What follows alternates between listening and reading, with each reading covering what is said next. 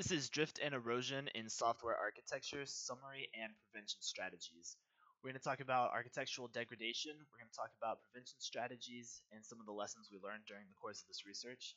Before we get started, a quick introduction. I'm Eric Whiting. I was one of the authors on this paper. I'm a software engineering master's student at the University of Houston-Clear Lake. The other author on this paper was Dr. Sharon Andrews White. She's the program chair and associate professor of software engineering at University of Houston-Clear Lake. So before we dive into different kinds of degradation, let's real quick talk about what software architecture is. Software architecture defines the way a software system is structured, how different components talk to each other, and how data is related within a software system. The reason we care about software architecture is because we can satisfy non-functional requirements with specific kinds of software architecture, and these non-functional requirements are also called quality attributes. We can hoist them into the architecture, or we can bake in these non-functional requirements into our architecture, and that's why we care about our software architecture, because it gives us it satisfies non-functional requirements. It also makes sure that we have good documentation, because the architecture can refer to documentation just as much as it can refer to the way a database is formatted or the way different component interfaces are defined. When we talk about prescriptive architecture, we talk about that's the architecture that we've designed. This is the way we intend to build a system. And then when we talk about descriptive architecture, this is the way that the architecture is, how it exists, how it's been built.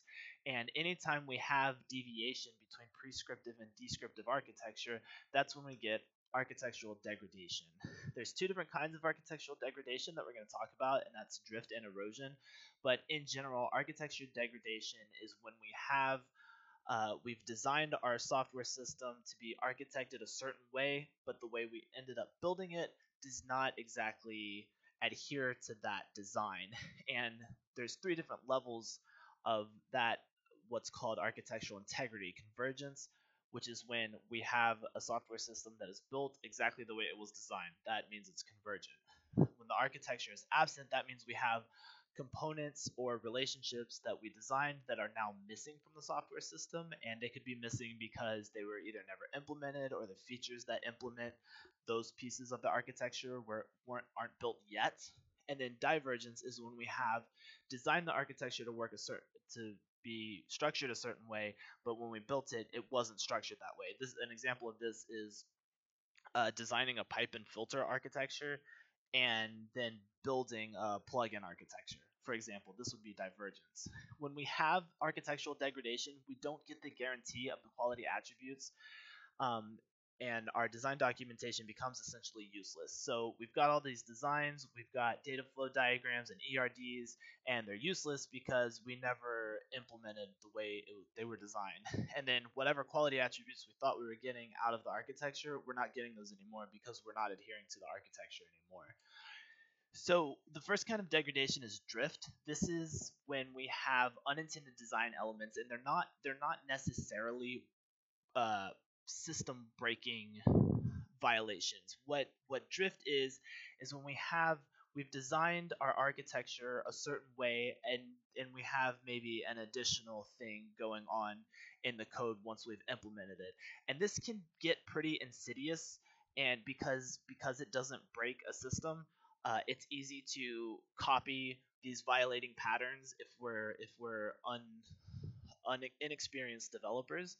But also, we have to ask ourselves why drift is introduced anytime we find it. Maybe we understand a requirement differently than we did when we designed the architecture, and that requirement now requires the architecture to be structured a different way. So it's not always a bad thing that we have drift, but we need to decide, does the implementation need to change, or does the design need to change?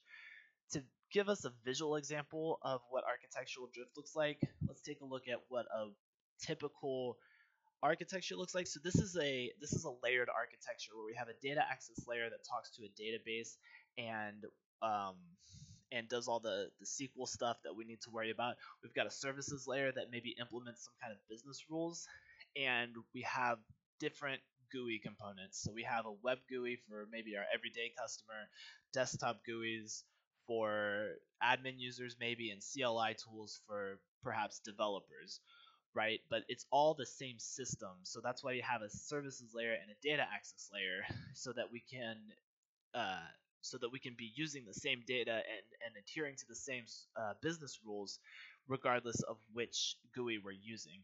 So when we have architecture drift, we get something that looks maybe something like this. So we've designed this and we ended up with this. And an example of something like this is, say we've built out the system originally and the architecture was good, but now we've decided that there's a function in the CLI tools that we want to duplicate in the desktop GUI. And instead of building out that functionality in the desktop GUI component and using the services layer as intended, we've just decided to make a call to one of the functions or modules in the CLI tools instead of building out a totally new functionality in the desktop component. And there's, we could have done this for any number of reasons. Maybe we had a deadline and this was the quickest way, but it's easy to, if you're a new developer and you see something like this going on, you might think that that's okay, and you start copying that pattern. And now, before you know it, we have the CLI component acting as a long component like the services layer or the data access layer. So you never really know what the consequences of an architectural drift are going to look like. So after architecture drift, we have architecture erosion. Architecture erosion is a little bit more dangerous because it will break a system more often than architecture drift will, but it won't necessarily. But this one's a little bit easier to catch because you could use, especially in strongly typed languages, you could use classes and data types that kind of enforce the rules of the different layers of your architecture or the different rules of your architecture, and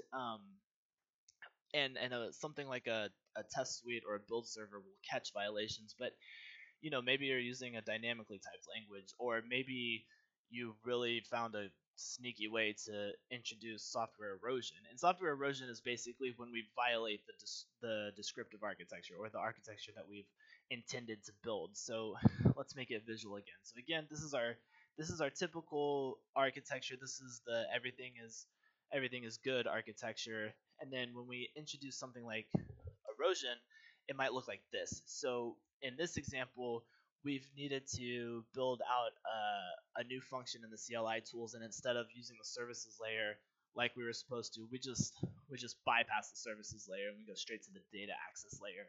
And this is what erosion looks like. And the reason this is bad is because we designed that services layer for a reason. It could be for any reason. It could be to implement business rules, it could be for logging, it could be for deciding if the requesting user is authorized to do what they're requesting to do. Whatever we get from the services layer, we're not getting anymore in the CLI tools because we're bypassing it and going straight to the data access layer. And again, even if this doesn't break your system, a new developer or someone who just doesn't really understand the architecture yet might see this implementation in the source code and duplicate it in their work in the next feature that they're trying to build. So this is definitely something you want to look out for. But there are prevention strategies, and these prevention strategies fall in one of three categories: organizational competence, and then proactive and reactive methods. So organizational competence just means that our developers are good at building software. They understand architectural concepts, and they don't write bad architecture. And of course, nobody's perfect, but this is the best preventative method for software architecture degradation. Aside from organizational competence, there's proactive methods. These are the methods that prevent architecture drift and erosion before we write any code. And in the research, we have several different examples. My favorite one was SaaS methods. This is when teams that are using software as a service in their systems, they write an API gateway that sits in between the SaaS and the actual system. So that gateway becomes the component for whatever service it's consuming, and you don't have to worry about changes in the SaaS methods affecting your architecture because you've already abstracted that away. Then reactive methods are methods that prevent degradation after we've written code, and these can be these are kind of broadly known as conformance checking. These can be implemented into build servers or into test suites. My favorite one was the ADRA, which is the Architectural Design Decision Recovery approach. And what this does is it only works for Java, but what you do is you use a JSON file to kind of describe the files inside of a directory that's and you describe what their role in the architecture is. And then the docklets are is a Java functionality that lets you manipulate the output of JavaDoc, and ADRA is somehow smart enough to use these two tools together to catch if you're about to violate some architecture. Some of the lessons we learned while doing this research is that conformance checking is still very immature and it's not broad. And what we mean by broad is a lot of the solutions that we found to these problems are not language agnostic, or they're specific to a specific language or a specific architecture style or what have you. There's really nothing that could work for Ruby that also works for Java, for example, or there's really nothing that works for SQL Server that would also work for MongoDB. There's also a lot of academic sources, but there's not a whole lot of information out there that would be applicable to an everyday developer. Even though everyday developers deal with architectural degradation, you'd probably be hard pressed to find your typical 9 to 5 programmer that could define architectural drift or architectural erosion. So a lot of these solutions are geared towards academics and not so much professionals. Um, and then there's also a lack of a unified way to model systems. We have UML, but we can't force people to adopt UML. So it's not like we can build tools that are um, reliance upon UML. That's only gonna be helpful to a subset of developers, right? Because not everyone knows UML. Not everyone uses the same programs to make UML if they even do know it. They might use Visio, they might use Draw.io, they might draw it on a piece of paper. You don't know. So there's no true unified way to model systems, even though we have the universal modeling language. But in conclusion, software architecture is very important because we have our quality attributes. It helps us satisfy our non-functional requirements. There's plenty of strategies out there for preventing architectural degradation, but these strategies still have a long way to go. The references used in the slideshow can be found here. If you wanted to check out the references used in the paper, go ahead and read the paper. You can get with me and we can get you a copy. Thank you.